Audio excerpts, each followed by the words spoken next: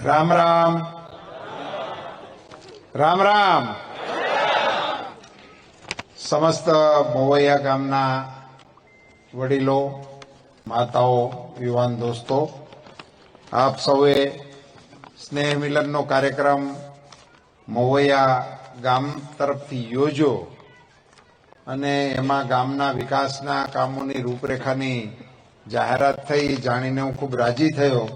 પણ તમારા સ્નેહ મિલનને કારણે મોવૈયા ગામના રાજકોટમાં વસતા નાગરિકોનો સ્નેહ મારી ઉપર વરસાવવાનો કાર્યક્રમ બનાવ્યો એ માટે હું મોવૈયા ગામનો આભારી છું. મારી સાથે પધારેલા રાજ્યસભાના સભ્યભાઈ શ્રી રામભાઈ, શ્રી ગણેશભાઈ જાડેજા, ધર્મેન્દ્રસિંહજી જાડેજા, બટુકભાઈ ઠુમર, કિશોરભાઈ આંદીપરા, શૈલેષભાઈ સગપરિયા. શૈલેષભાઈ આવ્યા છે? શૈલેષભાઈ સગપરિયા, ચિરાગભાઈ દુદાણી, ચંદુભાઈ કાલરિયા, નરેન્દ્રભાઈ લીંબાણી, કિશોરભાઈ કાથરોટિયા, કિશોરભાઈ કાલરિયા, જયંતિભાઈ ભાલાળા, ભૂપતભાઈ કાલરિયા. આટલા નામ મને લખીને આપ્યા છે એટલા હું બોલ્યો છું. બાકીના બધાના હું બોલ્યો છું એમ તમારે માની લેવાનું. લખી ન દીધા હોય તો રહી જાય, એમાં હું તો શું કરું? જો મને વધારે 5 લખી દીધા હોય તો વધારે 5 બોલ્યા. આપ સૌ ભાઈ બહેનોને હું પણ નમ્ર વિનંતી કરવા માટે આવ્યો છું. રાજકોટ લોકસભાના ઉમેદવાર તરીકે ભારતીય જનતા પાર્ટીએ મને પસંદ કર્યો અને આપ સૌ જે પ્રકારે ઉત્સાહથી મને સમર્થન આપી રહ્યા છો એ માટે હું ફરીથી આપનો સમર્થન પણ માંગુ છું અને આપને અપીલ પણ કરું છું. મોવૈયા એ એક પ્રગતિશીલ ગામ છે અને અમારે આમ હલાણમાં આવે એટલે અમે મોવૈયાથી બહુ સારી રીતે હું પણ પરિચિત છું. ઘણી વખત ગામના સામાજિક પ્રસંગોમાં, વ્યવહારિક કામોમાં પણ મારે ત્યાં આવવા જવાનું થતું હોય છે. આજે જે ચૂંટણી છે એ લોકસભાની ચૂંટણી છે અને દેશના વડાપ્રધાન પસંદ કરવા માટેની ચૂંટણી છે.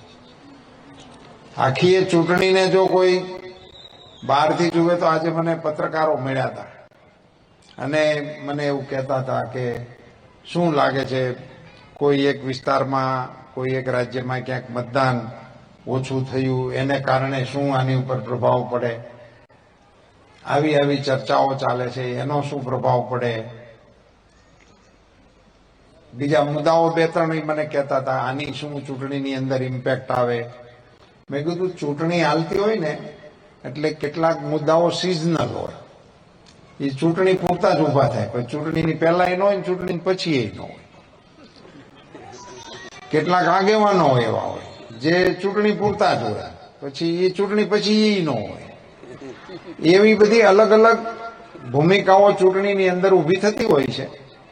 આપણે મેં એમને એમ પૂછ્યું, મેં કીધું વડાપ્રધાનના હરીફ ઉમેદવારો કોણ કોણ છે? જનતાએ એમ નક્કી કરવું હોય 3 જણામાંથી આપણે પસંદ કરવાના છે.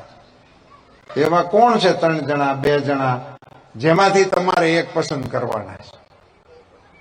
તો એમની પાસે કઈ જવાબ હતો નહીં. એટલે વડાપ્રધાનની સ્પર્ધામાં આ દેશમાં અત્યારે કોઈ ઉમેદવાર છે જ નહીં. એટલે જેટલી જાનું છે એ બધી વરરાજા વગરની છે, એમાં ઉમેદવાર જ નથી. આપણે ભારતીય જનતા પાર્ટી અને આપણા વડાપ્રધાન શ્રી નરેન્દ્રભાઈ મોદીએ કીધું છે કે હું વડાપ્રધાન પદના અમારા ઉમેદવાર નરેન્દ્રભાઈ મોદી છે અને મોદી સાહેબે એમ કીધું છે કે મારી 3જી ટર્મ અને ભારતને 3જી આર્થિક તાકાત બનાવવાનો મારો વાયદો છે. બાકી તો કોઈ વાત જ નથી. એક વાત અહીંયા મોવૈયા, મને ભાઈ કિશોરભાઈ વાત કરતા હતા એટલે જેમ જાણવા મળ્યું કે 18 વરણ ગામના એ બધા એક અહીંયા એકત્ર થઈને ભેગા થયા છો એટલે ગામ છે. મોવૈયા યુનિટ એક ગામ તરીકે. એવી રીતે જયારે આપણે આપણા દેશને વિચારીએ, એક ગામ હોય એમ પછી તાલુકો બને, એમાં જિલ્લો બને, એમાંથી રાજ્ય બને, એમાંથી દેશ બને. મૂળ એકમ તો ગામ જ હોય. પણ એક ગામને બદલાવવા માટે મોદી સાહેબે શું પ્રયાસો કર્યા? તો તમને મારે રાજ્ય સરકારના મુખ્યમંત્રીથી શરૂ કરીને વડાપ્રધાન સુધીની સફર કરાવવી પડે.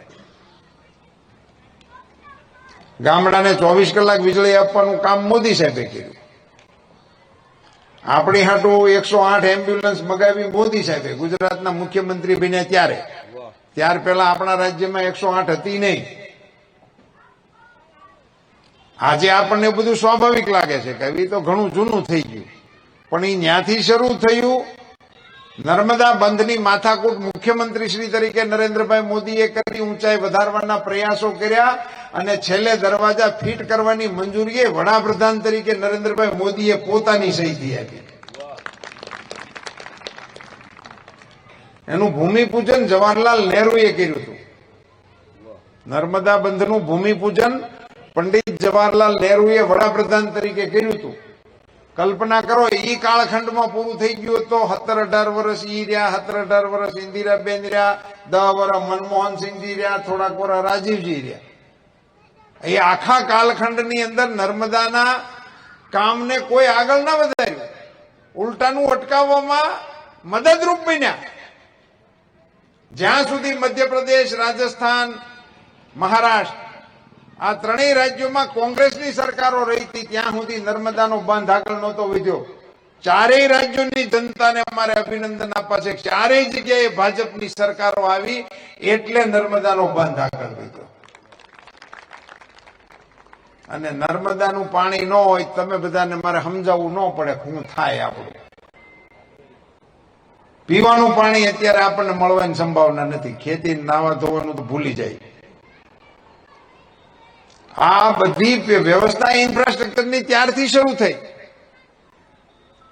નર્મદાના પાણી, આપણને વીજળી, આપણને રસ્તા આ રાજ્યના મુખ્યમંત્રી શ્રી તરીકે આપ્યા.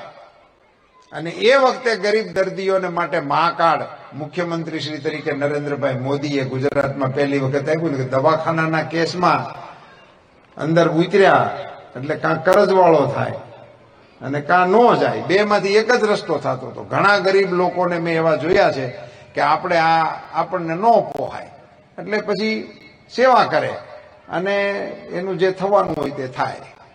એવી અસંખ્ય લોકોની જિંદગી એમાં હોમાઈ ગઈ છે. પહેલું વહેલું મા કાર્ડ રાજ્ય સરકાર તરફથી નરેન્દ્રભાઈ મોદીએ આપણને આપ્યું હતું. વડાપ્રધાન બન્યા, રાજ્યના મુખ્યમંત્રી કરતા એમની તાકાત વધી તો એ મા કાર્ડ વાળી સંવેદનાને નહોતા ભૂલ્યા. એટલે આયુષ્યમાન કાર્ડ 5 લાખ રૂપિયા વાળું એમણે આખા દેશના 50 કરોડ નાગરિકોને આપ્યું. મારે અહીંયા આપને એક જ ચૂંટણીની એમના ઢંઢેરાની એક જ વાત કરવી છે કે આયુષ્યમાન કાર્ડ, હું ગામની વાત માનતો હતો કે ગામમાં ફેરફારો થયા. અહીંયા સરપંચ છે, સરપંચશ્રી, ઉપસરપંચ કોણ છે? હા, વિનુભાઈ, તમને ખબર છે ગામમાં ભારત સરકારના નાણાં પંચના કેટલા રૂપિયા આવ્યા? ઘણા નહીં. આ તો માયક છે, મારે માયક પર કેવું પડે. 80 લાખ રૂપિયા અહીંયાથી કોક કે છે. 80 લાખ રૂપિયા ભારત સરકારના મોવૈયામાં આવે અને એને માટે થઈને પંચાયત વાળા ક્યાંય જવાનું નહીં. કલેક્ટર, ડીડીઓ, ટીડીઓ, મામલતદાર કોઈની પાસે ક્યાંય ગયા છો? કાંઈ હુખડી બુખડી કોઈ વસ્તુ નહીં, ઝીરો લોદર. મિત્રો, આ તમને હસવા જેવું લાગે છે પણ એક ગ્રામ પંચાયતના સરપંચને ભારત સરકારની તિજોરીમાંથી દર વર્ષે 80 લાખ રૂપિયા આવે અને એને માટે એને કોઈ પ્રયત્ન ન કરવો પડે એવી વ્યવસ્થા નરેન્દ્રભાઈ મોદીએ કરી. અને મેં આ સભામાં પૂછી નાખ્યું કે ભાઈ સરપંચ હોય તો કહો. અને એ સરપંચે ઉભા થઈને કીધું હોય કે ભાઈ 3 વર્ષથી સાહેબ કઈ નથી આવ્યું, તો મારે ગાડી કેટલી શેટી થાય? ચૂંટણી સભામાં આવું ન પૂછાય. પણ મેં પૂછ્યું હોય એનો મને ભરોસો હોય નરેન્દ્રભાઈ મોદીના વહીવટ ઉપર. અહીંયા નહીં, હું તામિલનાડુમાં જઈને ભાષાનો સમજતો ન્યા જઈને પૂછું તો ન્યાના સરપંચે ઉભા થઈને આ પાડે છે કે અમને પૈસા મળ્યા છે. આપણા સરપંચ આવી ગયા ગામમાં ખેડૂતો હોય છે, કારણ કે આપણે તો ગામડા એટલે ખેડૂતની વસ્તી એટલે ગામડું. તો ખેડૂતોના ખાતામાં પૈસા આવે છે કિસાન સન્માન નિધિના. જેટલાના ખાતામાં પૈસા આવતા હોય હાથ ઊંચો કરો. નથી ઊંચા છે ની ખાતેદાર નહીં હોય, બીજું કઈ એમાં ન હોય. ખાતેદાર હોય એટલે આવ્યા જ હોય. નિયમિત આવે, સરપંચના ખાતામાં પૈસા આવે, ખેડૂતના ખાતામાં પૈસા આવે. અને કોઈ બીમાર થાય, જો આયુષ્યમાન કાર્ડ આપણા ગામની અંદર કેટલા છે એ મને અત્યારે વિગત મારી પાસે ના હોય, પણ હું તપાસ કરાવીને કહું તો એટલા હાજા માંદા થાય તો દવાખાનાના બિલ ભારત સરકારના એકાઉન્ટમાંથી ચૂકવાય. એ ગામની અંદર ગેસના કનેક્શન ભારત સરકારના અંદર મળ્યા હોય. તમે કલ્પના તો કરો કેવી વ્યવસ્થાઓ આ દેશમાં હાલી છે. એક સંસદ સભ્યને 10 કૂપન મળતા ગેસના, 10 કૂપન સંસદ સભ્યને મળે. હવે તમે કલ્પના કરો 10 કૂપને એ વિસ્તાર ગેસ વાળો કેદી થાય? 10 કૂપન 500 સંસદ સભ્ય તમે ગણો, 5000 ગેસ કનેક્શન વરહે. ઈ રેશિયોથી કનેક્શન હાલે તો આપણે દેશમાં કનેક્શન વાળા કેદી થાય? નરેન્દ્રભાઈ મોદીએ 10 વર્ષ સરકાર ચલાવી 11 કરોડ કનેક્શન આપ્યા. 11 કરોડ કનેક્શન. અને તો આ બાજુથી તાળીઓ જાજી પડી એટલા માટે કે ફૂંક તો એને મારવી પડતી હતી સુલામાં.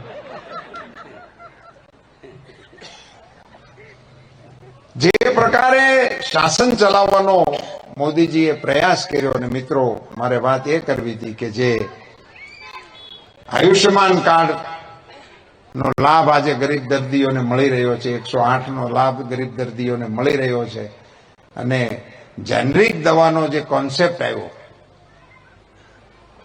કોઈ પણ ચીજ તમે ખરીદો તો એમાં બાર્ગેનિંગ કર્યા વગર ખરીદો જ નહીં. જેવડું પછી લેવા વાળો, જેવો દેવા વાળો. પછી હીરા લ્યો, જમીન લ્યો, કપડું લ્યો, સોનું લ્યો, ઘરેણા લ્યો, ગમે ને બાર્ગેનિંગ કરે જ. કસ મારે ને મારે જ. પછી જેવો શેઠ ને જેવો લેવા વાળો. પણ બ્રાન્ડેડ હોય તો વળી એમ કે અમારે ત્યાં બાર્ગેનિંગ નથી. અમારે બહેનો શાકભાજી લેવા જાય તો કરે બાર્ગેનિંગ, અને ઓલો ના પાડે તો છેવટે કોથમીર મરસા 2 નખાવી, મસાલો, મીઠા લીમડા 2 પાન. પણ એ નાખે તો જ ઉપરથી. બાર્ગેનિંગ કર્યા વગર કોઈ ખરીદી હિન્દુસ્તાનમાં નથી થતી. મેડિકલ સ્ટોરનો એક આપણો અનુભવ એવો હતો કે ત્યાં કોઈ બાર્ગેનિંગ ન કરે. મેડિકલનું દવાનું બિલ હોય એટલે એ 65 રૂપિયા ને 75 પૈસા એવું બિલ હોય, 65 ને 75 જ દેવાના. નો છૂટા હોય તો આપણે વિક્ષની ટીકડીઓ દે દોસો ભરીને પાછી. પણ આપણે દેવા તો પડે. એમાં કોઈ બાર્ગેનિંગ નહોતા કરતા. આપણે તો એવું માનતા હતા કે એ બરોબર જ હશે. એટલે એમાં કોઈ દિવસ કોઈ એવું ન કીધું 750 નું બિલ છું એમ ન કે 700 લઈ લો ને વ્યાજબી. એમાં કોઈ નથી કરતા. બરાબર છે મારી આ વાત. નરેન્દ્રભાઈ મોદીએ આપણા બધા વતી એની હારે બાર્ગેનિંગ કરી નાખી અને જેનરિક દવાના સ્ટોર ખોલ્યા. 100 રૂપિયાની દવા 20 રૂપિયા મળે છે. આખા દેશમાં 5000 સ્ટોર ખોલ્યા છે. 5000 સ્ટોર આખા દેશની અંદર. કરોડો રૂપિયા ગરીબ લોકોના રોજના બચે છે. હું તો એમ કઉ છું કે રોજના એટલા રૂપિયા બચે છે. આવડું મોટું પરિવર્તન શાસનની વ્યવસ્થામાં લાવવામાં નરેન્દ્રભાઈ 10 વર્ષની અંદર સફળ થયા. 10 વર્ષમાં ભારત સરકાર મોદી સાહેબે સંભાળી 2014માં મિત્રો, ત્યારે 18,000 ગામડા આપણા દેશમાં, આપણા ભારતમાં વીજળી વગરના હતા. 2014માં 18,000 ગામ, એટલે આપણા ગુજરાતના ગામડાની સંખ્યા 18,000 છે. એટલે મને આંકડો યાદ રહી ગયો. 18,000 ગામડા વીજળી વગરના. તમે કલ્પના તો કરો આ સમયની અંદર વીજળી જ ગામમાં ન આવી હોય એનું જીવન ધોરણ કેવું હોય ને કેવી મુશ્કેલીઓનો એ લોકો સામનો કરતા હોય છે. હું આપની વચ્ચે રાજકોટ લોકસભાના ઉમેદવાર તરીકે વાત કરવા આવ્યો છું ત્યારે ગર્વભેર કહી શકું કે આજે ભારતનું એક પણ ગામ એવું નથી જેની અંદર વીજળીનું કનેક્શન કરી નાખ્યું. કેટલા વર્ષ લાગ્યા? 2014 સુધીમાં ન થાય એનું શું કરવાનું? હજી કોંગ્રેસના લોકો એમ કે છે કે અમને હજી એક તક આપો. શેને હાટું એમ ફરીથી થાંભલા ઉખેડવા છે જે ફીટ કર્યા છે માંડ પાટે સીડ્યું છે થોડોક દી પોરો ખાવ અને હલવાઈ દો આટલું જ એને કહેવાની આવશ્યકતા છે આ દેશના વડાપ્રધાન તરીકે મિત્રો આપણા દેશનો વટ વિશ્વમાં કેવો પડે છે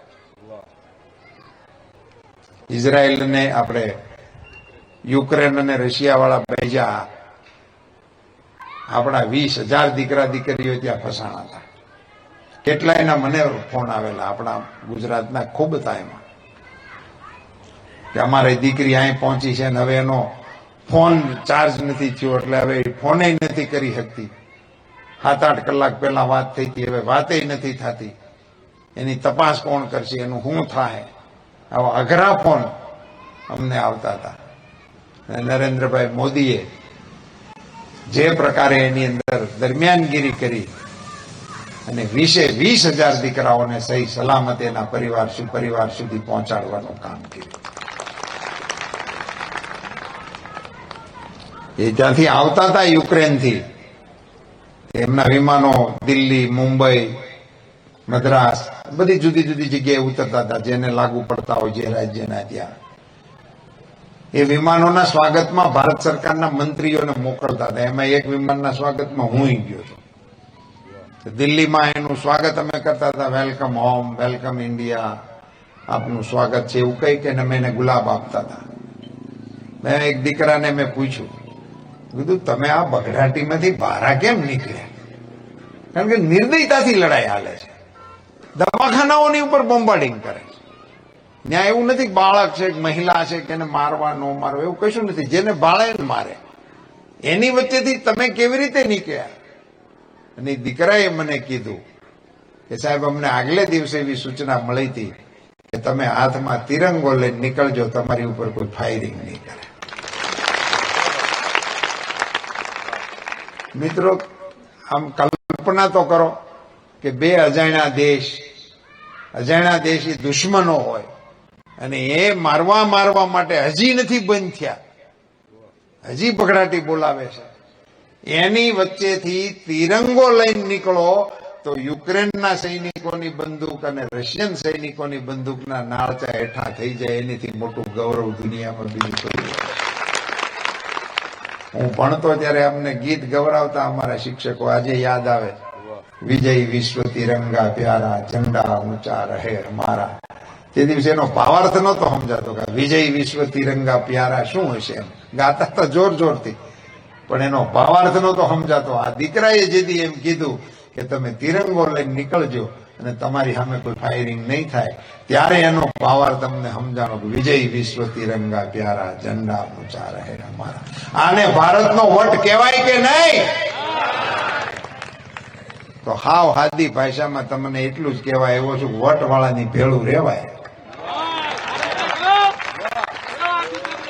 બહુ લાંબી ભલામણો કરવાની કોઈ જરૂર છે નહીં આપ બધા સારી રીતે સમજો છો તમને એક વાત મારે ખાલી કહેવી છે કે ગામ તરીકે તમે જે એકત્ર થઈને આવ્યા છો તો નિર્ણય કરો કે આપણા ગામે 100% મતદાન કરવું છે આ વખતે 100% મતદાન કરો તમે રાજકોટમાં રહ્યો છો એ રાજકોટમાં મતદાન કરજો અને ન્યા રહ્યો છો એ મનસુખભાઈના મતદાન કરજો જ્યાં તમારા હગાવાલા હોય એ બીજા જિલ્લામાં હોય બીજી સંસદીય સીટ લાગુ પડતી હોય તો ન્યાય એને ફોન કરીને કહેજો કે કમળમાં મતદાન કરે એવો એક ટપાલે લખજો એ ભલે આણંદમાં રહેતા હોય વડોદરામાં રહેતા હોય કે તમારા જ્યાં સગા સંબંધી હોય એને પણ એક ફોન કરીને મિત્રો જ્યારે દેશના વડાપ્રધાન તરીકે નરેન્દ્રભાઈ 22 કલાક કામ કરવા માટેની તૈયારી કરતા હોય ત્યારે આપણે મતદાનની અંદર નાગરિકો તરીકે પણ આપણને એવું તો થવું જોઈએ ને અને એ રામલલ્લા અયોધ્યામાં આવ્યા પછીની પહેલી ચૂંટણી છે પહેલી ચૂંટણી છે 550 વર્ષનો પ્રશ્ન સુખ અને શાંતિમય રીતે જઈને ઉકેલી નાખો અને વર્ષોનું આપણું સ્વપ્ન અમે તો કેટલાય વર્ષો સુધી નારા લગાડ્યા રામલલ્લા હમ આएंगे મંદિર વહીં બનાएंगे કોંગ્રેસ વાળા અમારી ટીકા કરતા કે આને ચૂંટણી આવે તો રામલલા યાદ આવે છે, એટલે એ સૂત્રો બોલે છે કે रामलला हम आएंगे, मंदिर वहीं बनाएंगे, मगर तारीख नहीं बताएंगे. એવી અમારી મશ્કરી કરતા હતા. પણ ઠાકરને લાજ રાખવી છે ને, તારીખે આવી 22મી જાન્યુઆરી, અને નોતરું હોતે ને કોંગ્રેસ પાર્ટીને ન્યાસ સમિતિએ મોકલ્યું, પણ કરમના હીણા ન ગયા. રામ ભગવાનના પ્રાણ પ્રતિષ્ઠા મહોત્સવની અંદર 550 વર્ષ પછી જે પ્રસંગ આવ્યો હોય, ઈ નોતરાને જે ઠોકર મારે ને પછી પાછા એમ કે અમને મત દ્યો, નક્કી તો જનતાએ કરવાનું છે. આપ સૌને મારી નમ્ર વિનંતી છે કે આપ એક પણ મત આ વખતે આપણો પડ્યો ના રહે એ પ્રકારની મતદાનની કામગીરી આપ સૌ કરશો એવી પૂરી શ્રદ્ધા સાથે આપ સૌનો ખૂબ ખૂબ આભાર માનું છું. મોવૈયા ગામના આગેવાનોએ આ એક નવો પ્રયોગ કર્યો, આખા ગામને એકત્રિત કરી અને એની વચ્ચે બે વાત કરવાનો મને મોકો આપ્યો, એ માટે પુનશ્ચ ગામના વડીલોનો આભાર માનું છું. આપ સૌનો ખૂબ ખૂબ આભાર. મારે ઘણું મોડું થયું, પણ એ મોડામાં તમને કંટાળો ન આવે એ કામગીરી અમારે ધીરુભાઈ અને વિનુભાઈ કરી, એ માટે એ બંનેને પણ ધન્યવાદ આપું છું, અને આ સાજિંદાઓને પણ મારા ધન્યવાદ. તમારી મોજમાં મારે બેહવાનો મોકો નથી ને હું આમ બેન હવાર સુધી સાંભળું એવું. આપ સૌનો ખૂબ ખૂબ આભાર. ભારત માતા કી, ભારત માતા કી.